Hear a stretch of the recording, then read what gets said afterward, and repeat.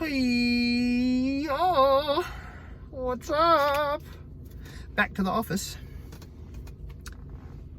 My humble abode, which I would be willing to do. It is Friday, the 26th, I think, of February. And hope everybody's been having a good year, and I hope that everybody had a good week and they're happy about leading into the weekend. Plus vibes. Please like, share, subscribe, all that nonsense, comment, love, hate, whichever other thing that you'd like to do, you know, that might require me to not have the most pleasant language. Anyway,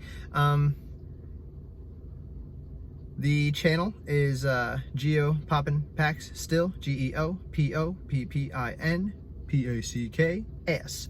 Please hit it up on YouTube. Please give it a like. Please subscribe. All that nonsense.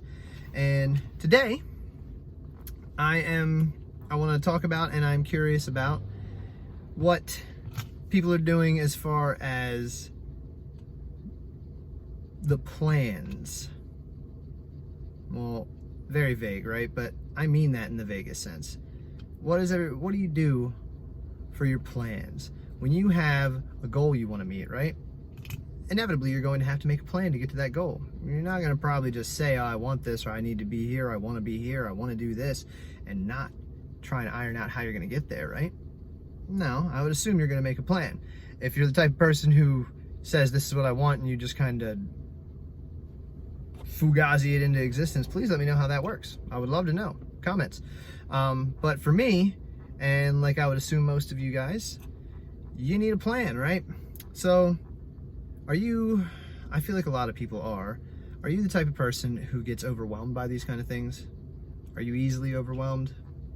When you have a goal that you want to hit, and it's probably a pretty big goal, right? Especially if you're thinking in the broad spectrum of future and where you want to be in 5-10 years, that stupid old question that you get asked when you go into interviews for, let's say, promotions or whatnot. Oh, 5 to 10 years, do you see yourself with this company still? Or, yeah, I see myself here, still, you know, nose deep into your booty.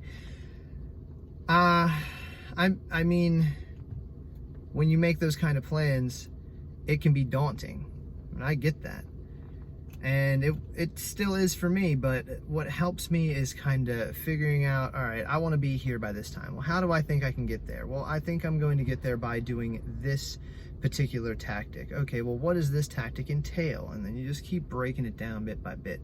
And me personally, I think the best way to do any of that when you're making a plan like that is break it down into minute little baby steps. Little itty bitty baby steps. And then try and do something about those at least a few times a week. Try and take some sort of baby step. Right? It sounds like you're never going to get there, right? But let's say it takes 100 regular steps, right? And you try and do one of those regular steps each week. Well, that's going to be about 2 years, right? 1 step a week, 52 weeks in a year, 104 weeks in 2 years, roughly looking at 2 years before you get there, right? Well, the same principle would happen if you think it takes 10 baby steps to make 1 regular step. Well, then you got to do 10 baby steps in a week, right? But you'll feel like you're getting a lot more done. It's the illusion that you create by consistently making work instead of only seldomly doing the work. Oh, seldomly I take 1 whole step. Yeah, well, every day I make at least 1 to 2 baby steps. They're baby steps. Yeah, but I'm doing something every day, and it keeps me sharp, and it keeps me in it, and it keeps my wits about. And I think that is a pretty good method for me. That's something that I am trying to abide to and stick to and make moves upon.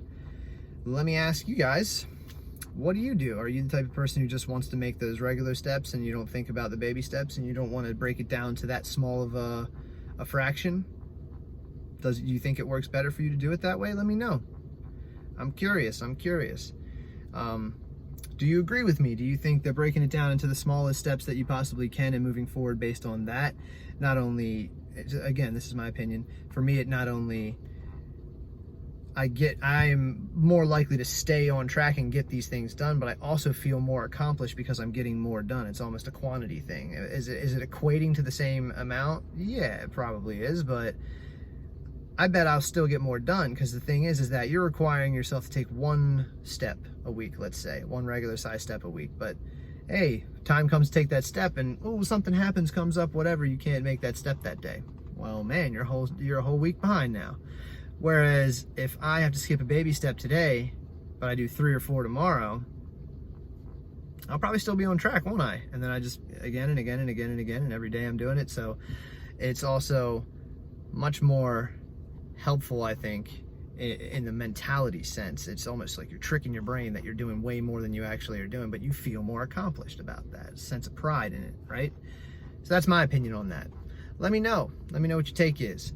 I really appreciate it. The fact that I've had people weighing in more often. I like being able to have that feedback and communicating. So keep it up, peoples. And I love you. And I believe this is the last week in February, the last video for February. So I'll see y'all in March, people. I love y'all. Keep it positive. Peace out.